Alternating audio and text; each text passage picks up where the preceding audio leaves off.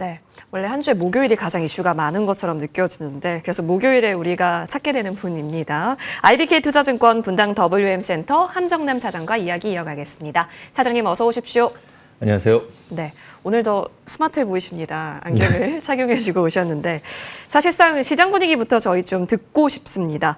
오늘이 중요하잖아요. 근데 사실 너무 크게 속도를 내지 않겠다라고 하기 때문에 일정 투머치 기대를 보내는 것도 안 될 것 같기는 한데요. 네. 일단 오늘의 시장 분위기 그리고 오늘의 실적이 있어서 나왔던 반응들 그리고 오늘 있을 여러 굵직한 이벤트 속에서 지금 현재 구간은 어떤 터널을 지나가고 있다고 보세요? 지수를 놓고 본다면 무난하죠. 무난. 지금 네. 이 정도 상황이면은 뭐 어제 미국장 올랐는데 우리장 왜 이래 뭐 이러실지는 모르겠지만 그 전에 미국장 빠질 때 우리장 안 빠졌던 것도 생각하셔야 되기 때문에 오히려 올랐었기 때문에 우리는 우리 템포로 가겠다라는 점을 염두에 뒀었을 때 오늘 증시는 무난한데 이제 종목들이 워낙 테마화돼 있고 테마화된 종목들의 변동성이 굉장히 급하다 보니 조금 트레이딩 하시는 분들 입장에서는 정신없을 수 있고 계속 시총 상위주들이라든가 못 가는 종목이 올라오길 기다리는 분들 입장에서는 상당히 답답할 수도 있는 그런 시장 상황임을 전제로 일단 오늘 밤 한미 관세 협상이 시작이 됩니다. 이 얘기부터 한번 시작해 볼까요? 네. 네. 미국과 중국은 관세 싸움을 하는 과정 속에서 미국이 확실하게 한 발짝 뒤로 물러서는 스탠스를 본인은 아닌 척 계속 얘기를 하지만 시장 사람들은 다 이제 알게 됐죠. 어쨌든 그 한 발짝 물러섬을 시장에서는 그래도 극단적으로 치닫는 것은 막았다. 극단적으로 치닫는 것 때문에 올랐던 자산이 금이었고 지금 이것이 완화됐다라고 느낄 수 있는 것은 뭐 달러가 이제 좀 약세가 좀 네. 멈춘 것과 그다음에 엔화 대비 달러 엔화가 이제 140을 찍었다가 다시 좀 반등을 주면서 수급적으로도 극단적으로 부러지는 것은 일단은 좀 막았다라고 안도할 수 있는 시장일 것 같습니다. 오늘 한국 증시가 조금 기대감 대비는 조금 무거웠습니다. 이 정도면 우리도 삼성전자 조금 하이닉스 좀 올랐어도 되는 거 아니야? 라는 생각도 하실 수 있지만 오늘 밤에 우리는 미국과 치러질 협상 관련돼서 사실 조금 불편한 건 사실이고 최근 지수가 올라온 동안 외국인의 매수는 없었거든요. 네, 맞아요. 그런 점을 네. 봤었을 때 오히려 조금 쉬어가는 것도 결과적으로는 나쁘지 않다라고 생각이 듭니다. 오늘 관세 협상 이야기 속에서 어떤 이야기가 이어질지에 대해서는 뭐 대충은 우리가 알 수 있지만 조금 그 분위기는 쉽지는 않을 것 같습니다. 일본과 미국이 협상했었던 당시의 내용을 사실을 조금 이걸 폄하해야 된다고 할지 모르겠지만 일본 입장에서는 협상이 아닌 협박을 받은 느낌처럼 느낄 수도 있었을 것 같아요. 그것은 나중에 내용을 보시면 알 것 같은데 그 안에 이제 협상의 내용으로 네. 미국이 요구했던 것은 농산물 많이 수입해달라. 그다음에 자동차 안전기준 좀 낮춰줘라. 우리 차도 좀 팔자. 이런 거였고 예. 그 안전기준 낮춰도 도요타를 더 잘 팔지 않을까라는 생각도 드는데 어쨌든 요 정도는 예상할 수 있었던 요구였고 두 번째는 환율 협상이었어요. 환율은 굉장히 복잡하죠. 미국 채권을 가장 많이 사줄 수 있는 나라가 일본인 네. 거에 반해서 환율과에 대해서는 앞으로 추후 논의키로 했었습니다. 이 세 번째가 방위비였거든요. 방위비에 대해서 원래 이 얘기를 안 하기로 했었는데 갑자기 대통령 들어와서 우리끼리 합의라고 했는데 찐 대장이 들어와가지고 야 이거 어떻게 할 거야 이런 분위기여서 엄청 당황을 했고 이제 좀 기분이 나쁘게 느낄 수도 있었던 부분이었죠. 미국이 제공하는 군사 우리도 마찬가지지 않습니까? 주한미군이 주둔했었을 때 그거에 대해서 우리가 일정 비용을 내는데 이거 말고 우리가 갖고 있는 해구산이라든가 위성정보 비용까지 다 내라. 라는 뉘앙스의 이야기를 했는데 일본은 방위성 이쪽 인사는 아무도 참석하지 않았었거든요. 그래서 일방적으로 다른 것에 대해서 계산을 하는 부분에 대해서 좀 이제 뭐랄까요? 창란 현상을 만들어서 혼선을 만들게 됐죠. 그래서 이것까지 불편한 상황이다라는 것을 어쨌든 우리도 염두를 하고 협상을 하기 시작할 테니 조금 나을 것 같긴 한데 지금 우리가 이 얘기를 할 수 있는 상황은 아닐 것 같습니다. 일본은 미국채를 매수해 주기 때문에 환율에 대해서 그렇게 얘기하지는 않겠지만 우리나라는 일단은 우리나라 갖고 있을 강점의 카드는 확실한 것은 조선이요. 네. 두 번째는 현대차와 삼성전자가 공장을 미국제에다 질 수 있다라는 부분이 협상의 카드. 그다음에 LNG 수입 우리가 많이 해줄게. 이거는 이제 미국도 알고 우리도 알고 있는 내용인 거죠. 이 다음에 이제 우리가 불편한 점은 환율 측면에서는 너네도 채권 좀 사라고 할 때 10년물 국채 살 수 있어요. 이 정도는. 100년짜리 국채 찍어내가지고 사라고 하면은 이거는 너무너무나도 불편한 이야기가 될 거고 방위비에 대해서는 고민을 많이 해야 됩니다. 이런 이야기가 나올 때 우리 협상단이 쓰는 카드가 이랬으면 좋겠어요. 아, 그래요? 그 부분은 우리나라가 대선이 있으니까 대선 끝나고 나서 분위기 좀 봅시다 라고 카드를 써야지 섣불리 무슨 말실수라도 해서는 안 될 것 같다라고 해서 지금은 좀 시간을 뒤로 밀어두는 것이 오히려 현명한 협상 카드가 되지 않을까라고 생각이 드는데 그렇게 생각하는 이유는 제가 왜 지금 협상을 하지 말고 뒤로 밀어야 되느냐고 생각하는 이유는 지금 유럽이 많은 짱구를, 죄송합니다. 많은 어떤 대안에 대한 준비들을 하고 있어요. 그래서 실제로 미국이 공격을 했었을 때, 관세 협박을 했었을 때, 우리도 직접적인 공격은 아니지만, 우리도 맞불 관세를 놓을 수는 있어 정도의 엄포와, 그리고 그 외의 공식적인 행보는, 공식적인 이유의 행보는, 미국과 협상을 해야지 라는 스탠스를 계속 보이고 있지만, 뒤에서는 그렇지 않아요.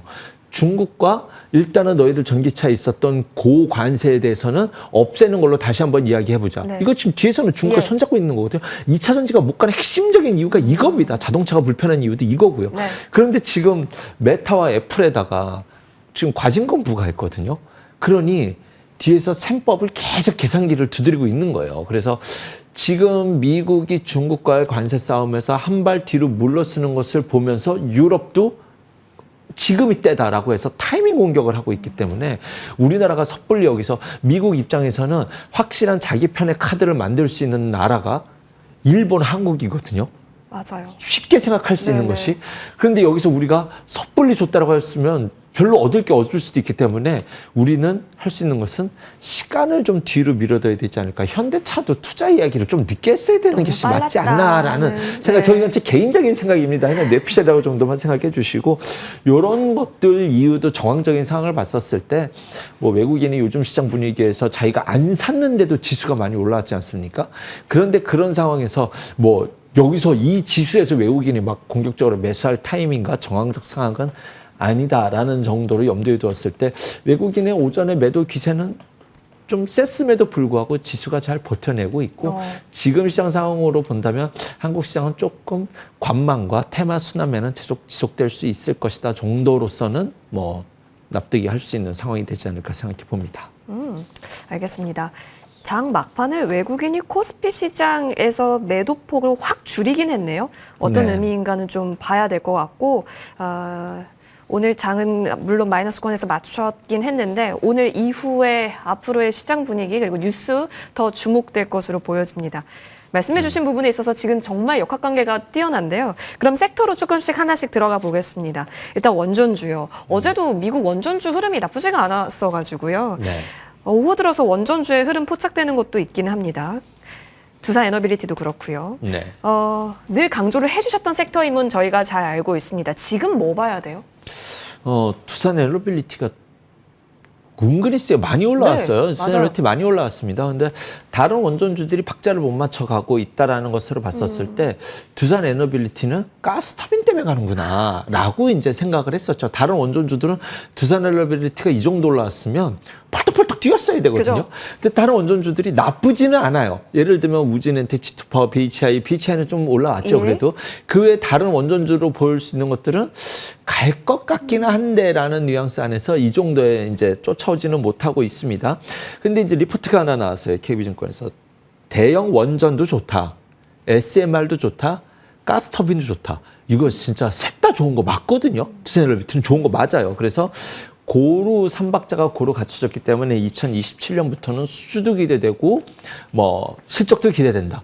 이거 한 2년 전에 조선주 뭐 그런 느낌이 납니다. 업황으로 봤었을 때 템포적으로 주가적으로 봤었을 때는 단기적으로는 한 템포 올라왔고 이제부터 이제 간다면 체코 본계약이 나오냐 안 나오냐 이제 이것이 사실은 원전주들에게서는 핵심 이슈가 되지 않을까라는 생각은 가져봅니다. 이것을 제외한다 하더라도 일단은 원전주들은 체코 본계약 이슈, 두 번째는 민주당에서 탈원전 정책에 대한 방향을 바꿨다라는 점, 이것만으로도 저는 굉장히 긍정적으로 봅니다. 왜냐하면 탈원전이라는 것을 통해서 그것을 명분으로 우리가 SMR에 가는 것을 막아서는 절대로 안 되기 때문에 네. SMR은 지금 중국이나 러시아가 우리나라보다 기술력이 뛰어나요. 우리나라가 정부적으로 도와줘야 되는 산업입니다. 적극적으로 밀어야 되는 산업이에요. 그랬는데 어쨌든 정책의 방향성도 이제 이런 민주당에서 방향을 바꿨다라는 점도 저는 의미가 있다라고 생각이 들어서 이것과 관련돼서 충분히 그림을 그려볼 수 있는데 원전주 중에 또 다른 치고 가는 종목 중에 하나가 현대건설입니다. 그러니까 건설주가 네, 바뀌었어요. 네. 현대건설은 뭐 계속 모아가고 있는데 이게 진짜로 이 녀석만 원전으로 가나? 그러면 대우건설도 같이 가야 되는데 라는 이제 저는 그 고민이 있었는데 일단은 뭐 지금 예약이 나는 거 보면 지난 14일에 핀란드 신규 원전 건설 사업에 뭐 업무 착수 계약 대상자로 선정이 됐죠. 그래서 앞으로 원전이 들어갈 때 원전이 건설과 같이 들어가요. 대우건설, 현대건설 이렇게 보시면 될 것 같은데 이제 단순히 처음에 상승할 때는 금리 인하, 한국은 우리는 이제 금리 인하 방향이 뚜렷하지 않습니까? 그것과 관련돼서 호재라고 봤었는데 다른 건설주하고는 달라요. 네. 그렇기 때문에 원전 쪽 플랜트와 관련된 사업에 현대건설이 상당히 집중하고 있는 모습이 보여집니다. 그래서 두산 에너빌리티를 보실 때 현대건설도 함께 보실 수 있다라는 점. 그 다음에 체코 수주 기다리는 뉴스를 기다리는 건설주가 있다면 대우건설이 그 다음 카드를 받게 되지 않을까라는 쪽으로 원전과 관련된 섹터에서 건설까지도 시야를 좀 높여볼 수 있는 건설주가 있다면 대우건설, 현대건설 두 종목을 눈여겨보시라고 말씀을 드릴 수 있을 것 같습니다. 진짜 대형주, 원전 중에서도 대형주에 조금 더 수급이 많이 모여 있는 것을 확인하면서요. 이쪽에서의 기회 계속 찾아보겠습니다. 자, 그리고 사실상 AI 소프트웨어가 정책 기대주이기도 하지만 사실상 어쨌든 가야 할 미래는 맞잖아요. 시기가 지금 딱 들어왔고 또 로봇에 있어서도 정책이 나오지 않겠어라는 기대감 그리고 실질적으로 뭐 옵티머스 얘기가 뭐 올 안에 나올 거니까 로봇주는 늘 상시 재료 대기 중입니다. 그런 관점에서 늘 타이밍이 저희는 고민을 하고 있는데요. 지금 저희가 준비해야 될 게 있을까요? 네. 언제든지 가도 이상하진 네. 않지만 언제 갈 것이냐. 그쵸. 네. 그러니까 오늘 이제 원전과 이렇게 좀 쉴 때 보자. 소형주들은 아직 못 갔으니까 원전 같은 경우는 AI 소프트웨어라든가 로봇도 좀 쉬었죠. 그런데 이제 이렇게 뽑은 이유는 어제 미국장이 원전이 좋았고 어제 팔란티어가 좋았습니다. 근데 팔란티어가 단순히 인공지능 소프트웨어만으로 움직이는 것 같지는 않아요. 이것이 이제 방산 쪽의 역할이 커지기 때문에 방산의 색깔을 좀 갖게 되는 것 같습니다. 인공지능 로봇, 우주항공, 자율주행의 미래의 끝은 방산입니다. 방산. 근데 우리나라도 결국은 인공지능 소프트웨어에 방산이 됐든 뭐가 됐든지 간에 투자가 확대돼야 됩니다. 지금 양당에서 이쪽에서 얼마 투자한다 그러면 공약으로 묻고 더블로가 뭐 이런 분위기지 않습니까? 저는 그 분위기 박수 쳐주고 싶습니다. 인공지능 소프트웨어 쪽에서는 우리나라가 지금 중국의 기술력이 철저하게 이대로 가면 철저하게 무조건 지금 이미 밀리고 있고 산업적으로도 완전히 밀릴 수밖에 없기 때문에 이것은 정부가 지원해줘야 되는 산업이 저는 맞다라고 봤었을 때 팔란티어도 중요한 저항선을 이제 좀 돌파하는 모습 속에서 우리도 이럴 때 좀 관심을 갖고 지켜보는 것이 맞지 않을까. 올라와서 쉬고 있거나 가격 조정을 좀 쥐고 있다라고 보시면 될 것 같습니다. 일단 묵직하게 좀 방향성을 잡아갈 수 있는 종목은 한글과 컴퓨터, 더존, 비주원, 엠노 이런 종목일 거고요. 로봇은 레인보우 로보틱스나 엔젤 로보틱스, 클로버 이런 종목일 텐데 요즘은 덩치가 큰 것보다 시총 1,000억에서 요 언저리 종목들 있지 않습니까? 1,000억 미만 종목들 보면 여러분들 전통 차트 좋아하시는 분들 있잖아요. 한번 올라가고 쭉 기어가거나 뭐 21선 뭐 어쩌네. 종목이 홍수입니다. 홍수. 근데 문제는 뭐냐면 시총이 워낙 작아서 살 수가 없어요. 이 종목이. 한 호가 되면은 뭐 300만 원 살려면 세 호가 잡아먹고 이래야 되거든요. 그래서 열심히 모아간다라고 생각하시면 시야를 확 넓혀볼 수 있을 만한 섹터일 텐데 오늘 온조 움직이는 종목도 PNS 미키넥스라든가 시선 AI, 로보로보, BQA, 솔트룩스 등 뭐 이런 종목들이 좀 눈에 띄는데 이쪽이 좀 쉬어갈 때 좀 사볼 수 있는 종목들 스펙트럼을 좀 넓혀놓을 수 있는 기회가 되지 않을까 생각해 봅니다. 알겠습니다. 자, 그렇다면 사실상 좀 고민되는 것들은 참 많은데요. 네. 이 가운데 지금 간단하게 어디를 봐야 되는 게 맞을까요?